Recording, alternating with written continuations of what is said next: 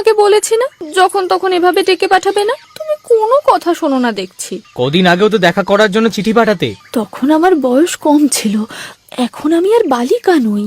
আর তো কোনোদিন আমি তোমায় এইভাবে ডাকবো না। আমি চলে যাচ্ছি। চলে যাচ্ছ? সে কি? কোথায় যাচ্ছ তুমি?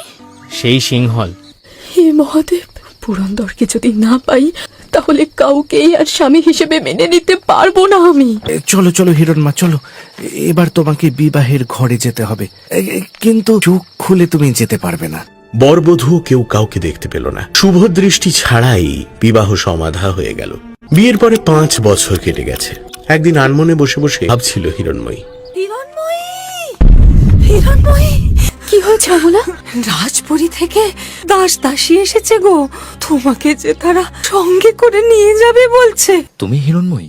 আমি আপনার দাসী। তোমার বিবাহের কথা মনে পড়ে হিরণময়ী? আমার সব কথা মনে আছে। দেখো তো, আমার কোমরবন্ধে থাকা এই আংটিটা কার? মহারাজ, এই আংটি আমার স্বামীর, কিন্তু আপনি এটা কোথায় পেলেন? তাহলে কি আমি বিধবা হয়েছি?